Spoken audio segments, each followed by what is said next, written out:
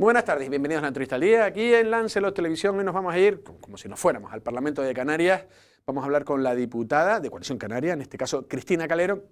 Bueno, ahora recientemente ha sido noticia, bueno, pues las preguntas que se le hace al gobierno de Canarias en qué está pasando con ese proyecto para construir el nuevo colegio de Costa Teguise, ¿no? El CEIP de Costa Teguise, que también, bueno, ante el crecimiento poblacional, pues también se ha quedado pequeño, esas aulas modulares que han sido también muy criticadas. Vamos a hablar de eso y de mucho más con Cristina Calero. Cristina, ¿qué tal? ¿Cómo estás? Buenas tardes. Buenas tardes. ¿Vamos allá? Vamos allá. Venga, arrancamos. Venga, arrancamos, Con decisión. arrancamos. Sí. Venga, vamos allá. Lo estaba diciendo en la introducción, el colegio de Costa Teguise. Bueno, mis hijos estudiaron allí. Yo, verdad que, bueno, uno se acostumbró, porque siempre esas aulas modulares, yo llegué y ya estaban. Pero sí es cierto que a lo mejor, bueno, una infraestructura digna o mejor se merece esa localidad que ya está más que consolidada. Se reunían en este caso con Poli Suárez, con el consejero del área, con el consejero de Educación. Y ustedes le hacen una serie de preguntas, pero no sé en qué compromiso, a qué se ha comprometido el consejero. Bueno, el diálogo tengo que confesar que ha sido desde el primer momento con el consejero de Educación, porque si hay algo que teníamos presente los diputados de Lanzarote, los diputados nacionalistas, tanto Osvaldo Betancor como David Toledo y yo, es la obediencia es con Lanzarote y la graciosa. Independientemente de que nuestro partido esté gobernando, claro, nuestra obediencia es con la isla y tener también esa hoja de ruta en todos los ámbitos. En el caso de la infraestructura educativa, sabíamos que teníamos que retomar nuestro plan de infraestructura educativa. Para que te hagas una idea, ese plan se quedó aparcado por el anterior gobierno, no teníamos hoja de ruta, se hacían obras pero no se sabía por dónde se iba a continuar, y lo que hemos reivindicado es: en Lanzarote hay un crecimiento poblacional que es desigual en los municipios, entonces necesitamos apostar por ese mapa, ese puzzle que compone la isla de Lanzarote en materia de infraestructura educativa. Y empezamos por aquellos municipios donde la demanda imperante es: ha habido un crecimiento poblacional más acusado que en otros municipios y necesitamos atender esa demanda. ¿Dónde ha ocurrido esto? Por una parte en Playa Blanca y por otra parte también en Arrecife y Costa Teguise. En el caso de Costa Teguise, lo que queríamos saber es, vale, este proyecto se había iniciado, el del CEDO de Costa Teguise, ¿en qué situación se encuentra este proyecto? Y ojo, siempre yendo de la mano con las entidades locales, en este caso con la alcaldesa del municipio de Teguise, que es Olivia Duque. Nos hemos sentado y en coordinación siempre con los municipios vamos a abordar cuál es la situación. ¿En qué situación se encuentra el proyecto? Pues mira, este proyecto ha tenido que realizar una serie de mejoras y modificaciones y el compromiso del consejero es que este mismo año se termine ese proyecto y salga a licitación la obra, porque es algo imperante. O sea, es una de las demandas históricas del municipio de Teguise, como puede ser otro tipo de demandas, por ejemplo, en el municipio de San Bartolomé con el Colegio del Quintero, o qué va a pasar con la infraestructura educativa en Playa Blanca. No nos olvidábamos tampoco de Arrecife. Arrecife también ha visto como sus centros han quedado obsoletos. Tenemos centros como, por ejemplo, el CEIP de Titerroy, que tiene ya sus 60 años, que se dice pronto, y la estructura tiene que acompañarse también de todos los proyectos que se hagan en el centro. De ahí que sin infraestructura no podamos tener una educación de calidad. Vale, pero vamos a ir porque, claro, ya me estás abordando muchas cosas. Sí. Porque para terminar lo de Costa Teguise, claro, tú has dicho que sería un CEO, además, ¿no? Sí. Claro, con eso también se consigue matar dos pájaros de un tiro, que es desatascar un poco el instituto que ya empieza a saturarse, ¿no? Esa transición entre el colegio y el instituto se vería resuelta a través de la figura del CEO, que contempla los niveles de toda la ESO. Claro, porque al final, claro, le quitarías alumnos al instituto porque el instituto es la ESO más el bachillerato. En este caso decías que bueno, el proyecto sería en cuestión de, bueno, un par de meses. En meses, dijiste. La gente quiere, ahora, y ya sé que es difícil siempre hablar de plazos, pero si en meses, en unos cuantos meses, estuviera el proyecto ya incluso licitado, ¿qué se puede hablar? ¿De 2 años un colegio, un CEO en...? 3. Pues teniendo en cuenta, vamos a decir 3, teniendo en cuenta de cómo están ahora mismo las obras. Y sobre todo el tema de los materiales. Piensa que vivimos un contexto de continuo cambio. Ahora mismo hablar en ese ámbito de infraestructura, de obras, de materiales, hay que hablarlo con cierta mesura, pero vamos, por lo menos sacar la licitación este año, que ese sí que es el compromiso que tiene el consejero de Educación. Bueno, vamos a ver si le agarramos ese compromiso. Ya estabas hablando de otras cuestiones y estabas diciendo eso del colegio de Costa Teguise y también a Argana, porque Argana no sé si es unas aulas similares a las de Costa Teguise. Argana es un CEO y ahora mismo, por lo menos en Arrecife, la prioridad era atender, como te decía, el CEIP de Titerroy, porque es un colegio obsoleto. De hecho, los diputados nacionalistas presentábamos una enmienda para que se empiece a redactar los proyectos. Y sé que en este punto siempre es controvertido porque siempre me dice la gente, bueno, ¿y redacción de proyecto qué? Pues mira, la redacción de proyecto es un proceso clave, porque si tú no tienes los proyectos, luego no puedes reclamar el dinero. Es decir, no es cuestión solo de materia presupuestaria que reclamamos los diputados en cuanto a presupuesto para la isla de Lanzarote, sino también contar con esos proyectos, porque si no lo tienes, no tienes partida presupuestaria. Entonces, hemos decidido, vale, ¿qué prioridades tenemos en materia educativa? Vamos a empezar a redactar esos proyectos. Como te decía, el Save the Tite Roy, la redacción de un nuevo centro, porque ha quedado obsoleto, o, por ejemplo, el IES Altavista, que quedó pendiente de hace 4 años, cuando surge el Centro Integrado de Formación Profesional Sonsama, se traslada todo el alumnado de la ESO y se crea el Instituto de Altavista. ¿Qué es lo que reivindicamos? Hay que acompañar la estructura. Falta un aulario, hay que adecuar las canchas, lo volvíamos a reclamar y de hecho el consejero se ha comprometido a que sea uno de los centros que visite cuando venga a Lanzarote en su próxima visita, porque es una de las prioridades que tenemos en Arrecife. Otras prioridades de Arrecife, por ejemplo, súper importante, el Instituto César Manrique. Hay que adecuar la estructura a su condición de preferente motórico. ¿Esto qué quiere decir? Pues que las personas con movilidad reducida tienen ese centro de referencia en Arrecife, pero la estructura hay que adecuarla. Hay que acometer obras y de hecho creo que la Consejería las tiene contempladas para este mismo año. En esos avances es en lo que estamos. A veces esa partida no se ve contemplada con el nombre de Lanzarote en un presupuesto, pero sí que está a través de fondos genéricos como son los fondos RAN. ¿Y qué nos tenemos que quedar con todo esto? Tener presente siempre que nos construimos del municipio a la isla y de la isla al archipiélago.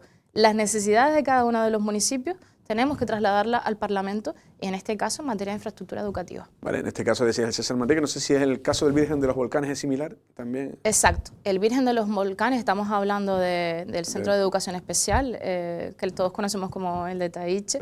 Tenía la oportunidad de visitarlo, el trabajo que hacen allí es espectacular. Tengo que decir que su directora Isma siempre me ha tratado con los brazos abiertos, cuidan al alumnado y a las familias, que esto es súper importante, con un mimo espectacular.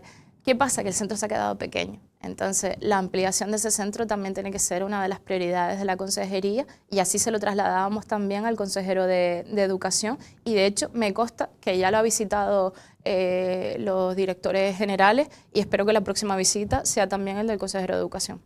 Vale, venga, vamos a cambiar en cosas importantes también. Recordamos, Cristina Calero es diputada en el Parlamento de Canarias por parte de Coalición Canaria. Estamos hablando de educación y vamos a hablar de sanidad. Hablabas antes de Argana. Argana también, Coalición Canaria también propuso cuando gobernaba también una serie de soluciones a un grupo, sí, un barrio, una zona poblacional de Arrecife tan populosa como Argana, que no tenga su propio centro de salud. Hubo varios intentos, uno era un anexo al propio hospital y luego ya parecía que había luz verde a un solar. Pero en la última noticia tengo entendido que por ahí no sé si está teniendo problemas con ese solar o si Arrecife tiene que buscar otro o tiene que solucionar ese. ¿Cómo está? Ahora mismo la situación es sí, que sí que hay una partida contemplada en el presupuesto, está pendiente de que se solucione el tema, no solo del ayuntamiento, sino también un permiso que necesitan porque es una zona de tránsito aéreo, entonces está pendiente ese permiso y luego la cesión o que el Gobierno de Canarias le ceda el dinero al ayuntamiento, lo que sea más ágil.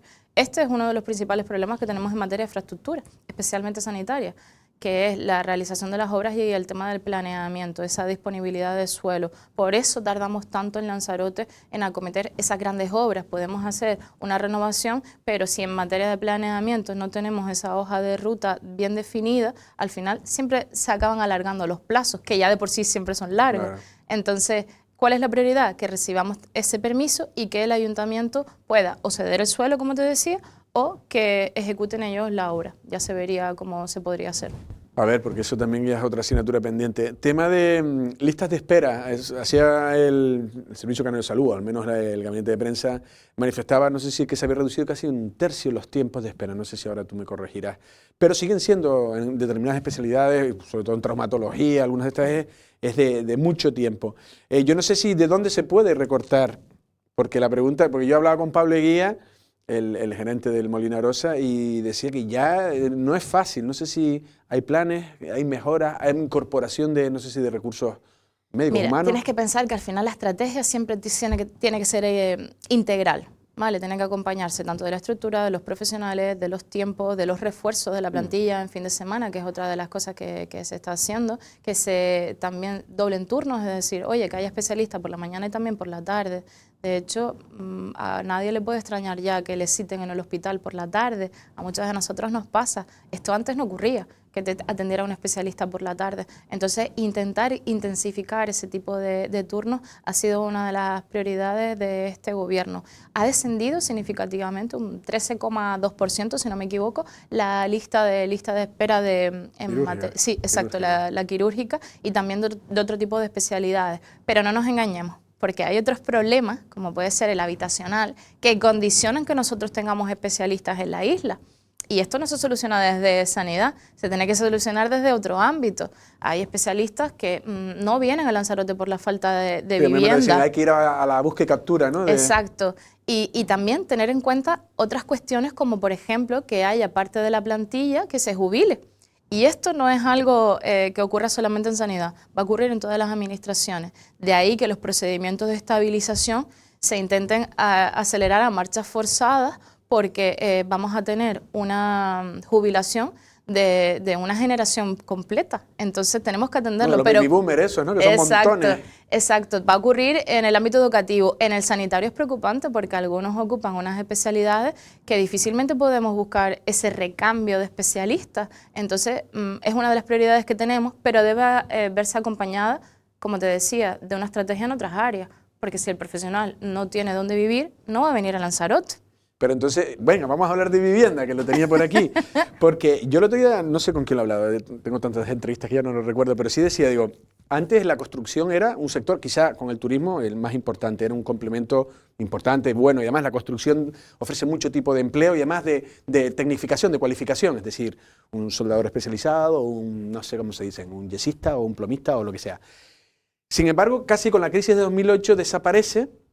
Pero claro, es como nos hemos quedado dormidos y se necesita, no sé si en este caso ustedes, no sé si ya el decreto de Fernando Clavijo, vamos, de Fernando Clavijo, del grupo de gobierno, ¿no? Sobre todo para vivienda pública, de aligerar una especie de, que creen, ¿no?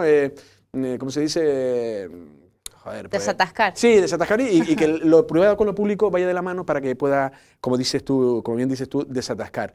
La pregunta es, en Lanzarote, yo hablaba con tu compañero, con Macio Cabrera, dice, hay bolsas de suelo, pero ¿qué es lo que impide que haya promociones privadas? Digo, como antes, cuando en mi época, yo soy un poco mayor que tú, claro, uno con el matrimonio se iniciaba 2 sueldos y podría comprar una promoción o unas casas que ya empezaban, pero hoy en día es que creo que es que no puede, es que no hay, los jóvenes no pueden comprarla. Ni los jóvenes, ni tampoco los mayores. Yo creo que tiene que haber medidas para todos los ámbitos de edad y también para distintos perfiles. Y en materia de vivienda siempre tenemos que distinguir esa vivienda protegida y esa vivienda que es de acceso general, porque va a haber personas que por su situación de vulnerabilidad no puedan acceder a una vivienda, pase lo que pase.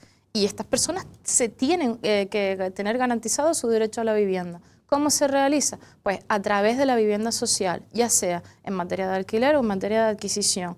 Este es uno de los primeros decretos que ha hecho el gobierno de Canarias. No va a ser el único, porque como te decía, en materia de vivienda tienes que tener en cuenta los distintos perfiles. Se va a trabajar también en una estrategia de acceso a la vivienda para jóvenes a través de la hipoteca juvenil. Y esto es súper importante. Pero esas cosas no funcionan, o ya se ha oído. Sí funcionan. Sí funcionan. Mira, aquí la clave está en que aquellas personas... Claro, pero tú también tienes que ofrecer seguridad jurídica. ¿Cuántas personas que conozcas te dicen, no pongo mi vivienda en alquiler porque nadie me garantiza que me la ocupen o no, prefiero retirarla del mercado? ¿Cuántas viviendas vacías tienes? Y lo que hablábamos en el Parlamento, que este es uno de los temas que presentaba la Comisión de Vivienda, es cómo es posible que en Canarias haya vivienda vacía, que el pasado plan de vivienda vacía del Gobierno de Canarias, el de la legislatura pasada, solo pusiera a disposición una vivienda de toda Canarias. ¿Por qué? Porque no le estás ofreciendo seguridad jurídica a los propietarios. Si tú le ofreces seguridad jurídica a estas personas, oye, se incentiva que se movilice esa disposición del mercado. Y luego decías otra parte que es clave, que es ir de la mano del sector privado. O sea, ahora mismo la necesidad de vivienda que tenemos en Canarias no se suple únicamente desde el ámbito público. Y esto lo tenemos que tener presente. Con Es que lo cual, antes lo que había era la iniciativa privada. claro, se tiene que conjugar e ir de la mano, tanto lo público como lo privado, porque necesitamos de ese sector privado, primero también para generar empleo, ¿vale? Para retomar ese tipo de profesiones que habían quedado abandonadas y que la gente ya no estaba en el sector de la construcción porque se había abandonado, generar empleo en el sector de la construcción, atraer el talento también, como decía, jóvenes que vienen a Canarias con una titulación relacionada con edificación y que se iban porque no tenían oportunidades o porque había quebrado el sector de la construcción. Y sobre todo, la rehabilitación, que esto es otra parte también clave. Fíjate que ahora mismo, pongo a Arrecife de ejemplo, cuántos edificios estamos viendo que se están renovando.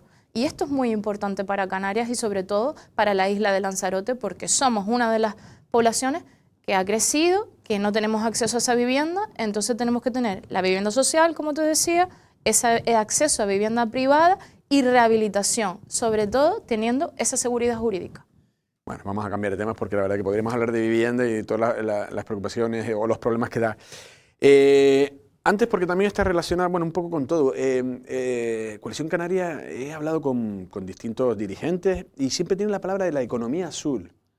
Pero o no se ha explicado bien o no he prestado especial atención, pero ¿en qué sentido tiene una utilidad directa? Porque parece como que todas esas cosas de grandes... Es etéreo, ¿no? Sí, de No. grandes ideas, ¿no? Pero ¿a qué tiene aplicación? Mira, Canarias tiene un potencial para ser referente en toda Europa en materia de economía azul. ¿Qué es la economía azul? Es toda aquella economía que se genere a partir del mar. Y esto tiene que ver tanto con las profesiones tradicionales, como puede ser la pesca, o esas profesiones nuevas como tiene que ver con el tema de la tecnología, la innovación, los deportes también náuticos está relacionado con esto. Tú piensas, ¿cuánto dinero se mueve en Canarias por el turismo que viene a practicar aquí deportes náuticos? Millones. Esto lo tenemos que tener presente.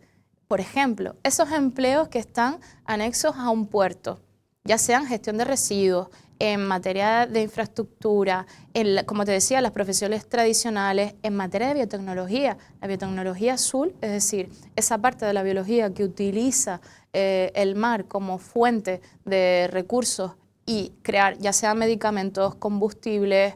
Esto va a ser clave para Canarias porque va a marcar una nueva ruta hacia la diversificación. Y no solo para tener una alternativa al turismo, sino también para que el talento se desarrolle en Canarias. Antes hablábamos de los jóvenes. ¿Cuántos jóvenes se van de Canarias porque tienen una profesión que no encuentran un empleo aquí? Sobre todo en los que están tecnificados, ¿vale? Los que tienen... sí, exacto, los que tienen formación. Es que si tú estás creando esa innovación en materia de economía azul, los jóvenes tienen una oportunidad para que se queden aquí. Pero y esas cosas se está intentando incluso con iniciativas privadas, Marina Hub, incluso el expresidente de la Cámara de Comercio, Pepe Torres, también pretende Naos, que sea... Yo no sé si acaba de arrancar, no lo sé. Estamos empezando, Sí, de hecho te pongo un ejemplo, el ecopuerto de ¿Y La qué se está Graciosa. haciendo? ¿Qué se está poniendo? ¿Ayudas o...?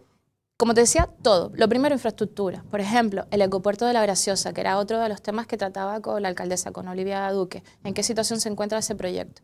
Ese proyecto es importantísimo para La Graciosa. Tú piensas, toda la actividad de La Graciosa se desarrolla en el muelle. Reuniones de vecinos, las fiestas locales, todo pasa, la actividad económica de la isla. Por lo tanto, de Cebo es el muelle. exacto. Y la playa. Entonces, ese muelle, lo que nosotros decíamos es, oye, es que toda la economía de la isla entra y sale de ahí. Es que eso no es solo el pulmón de la isla, es que también es el corazón. Entonces, cualquier cambio que tú realices en esa infraestructura tiene que ir de la mano de la economía. ¿Cómo se logra esto? Pues, por ejemplo, se va a apostar por la implantación de puntos limpios, energías eólicas. Va a ser un puerto que se mantenga el primero de todo el archipiélago junto con la Restinga, ¿vale? El primero que sea sostenible, es decir, que toda la energía que consuma se realiza a través de fuentes Pero de energía no renovable. se quejarán del impacto, que sí, es muy complicado aquí poner energías limpias, ¿eh? Pues el ecopuerto de La Graciosa va a ser uno de los primeros ejemplos. Mejora de la gestión de los residuos. A veces no somos conscientes que este tipo de infraestructura genera residuos y tenemos que tener a La Graciosa como ejemplo en la mejora de la eficiencia en cuanto a gestión de residuos. También las profesiones que van anexas a ese muelle. Fíjate que cuando visitas el Instituto Marítimo Pesquero, que todos conocemos como la Escuela de Pesca, te lo dice el profesorado. Oye, el alumnado que sale de aquí, los egresados, salen trabajando. Sí, tiene una alta ocupación. Sí. Entonces tenemos que apostar también porque se sigan encontrando esos nichos de empleo, por ejemplo, en los puertos. Sí, bueno, lo has dejado claro, ¿no? A través de todo lo que es el mar nuestro. La verdad que el archipiélago en medio del Atlántico somos privilegiados y a ver si es verdad. Lo que pasa es que hay determinadas cuestiones que se intenten y parece como, es como cuando se habla de, no, las energías limpias, Canarias es tal, ¿cómo era? Una plataforma entre continentes. Y al final no sé si esas cosas evolucionan o no, a lo mejor sí, y uno no se ha dado cuenta. Nos hemos ido tiempo, terminamos con el tema del Parlamento. A todo esto, antes hablábamos, ¿no? Los jóvenes de Coalición Canaria, ¿cómo tienen esa implantación dentro del partido? Además, estamos hablando de David Toledo y tú, ya están ahí, han sido gente importante, pero bueno, ya no te digo Echedei, Dalia. En este caso, ¿qué tal la experiencia en el Parlamento? Y si no sé si ya se empieza uno a hacer, no sé si, ¿cómo se dice? Su agenda, por decirlo, y empiezas a conocer tal. ¿Cómo es el Parlamento? Bueno, el Parlamento la verdad es que es un sitio apasionante. Tenemos la tarea pendiente de hacer que el Parlamento sea visible también en las islas no capitalinas. Y les puedo decir que esa batalla la hemos asumido como propia los diputados nacionalistas.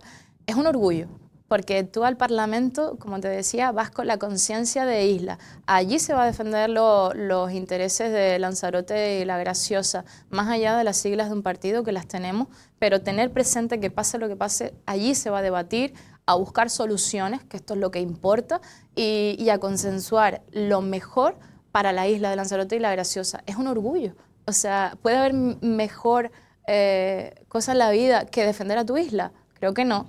Y que se hablen también cuestiones de municipio. Allí tiene voz Arrecife, San Bartolomé, Tinajo o Yaiza, gracias a los diputados que tienen esa obediencia de isla.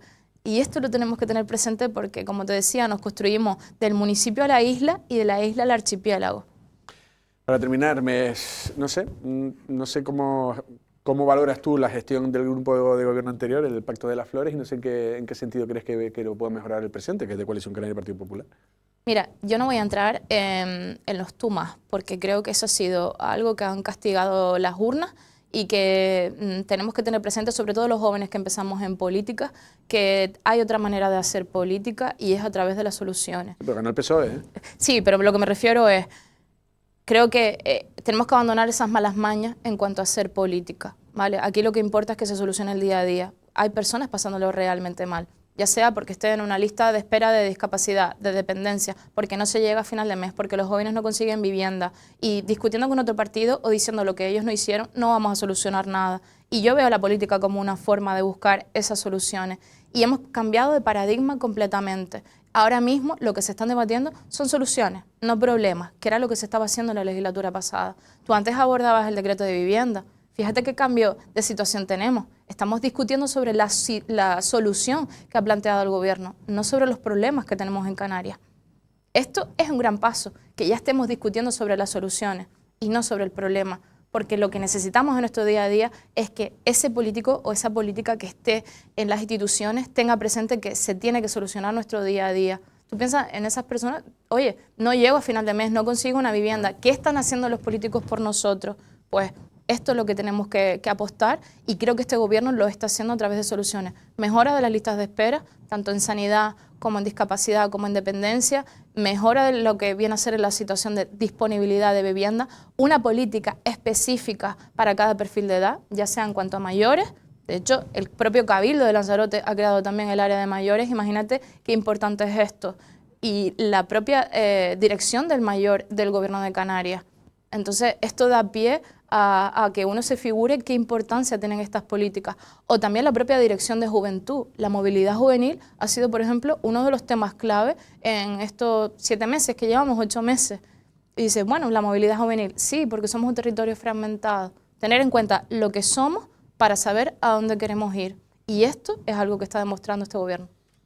Vamos a ver, te tomo las palabras y ya veremos también, esperemos que por el bien de todos, que el gobierno dure, que este grupo dure, para que se pueda ejecutar al menos los proyectos y luego haremos balance. Yo veo, bueno, con respecto al grupo de gobierno anterior, veo algo más de movimiento, o sea que, pero vamos a ver, todavía es pronto para saberle hacer una evaluación. Cristina, ha sido un verdadero placer, muchísimas gracias. Muchas gracias a ustedes por la oportunidad. Gracias.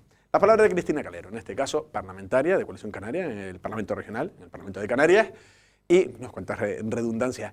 Y en este caso, bueno, acaba hablando de la importancia de la gestión, como dice, son representantes del Lanzarote en el Parlamento de Canarias y cada uno tiene que llevar pues, los problemas que nos ocupan a cada uno de los ciudadanos. Es verdad que luego, es verdad que ya se legisla en el Parlamento y se hace como un poco de política, un poco ya de más altura, pero en el fondo es protegernos un poco de todo. Ha hablado de educación, de sanidad y de cuestiones de la economía azul y de cuestiones que pueden hacer mejorar problemas, la vivienda también.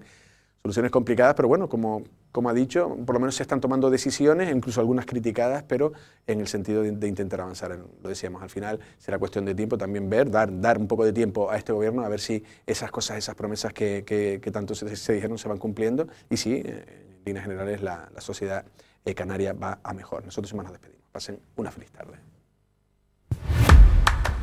Muy bien.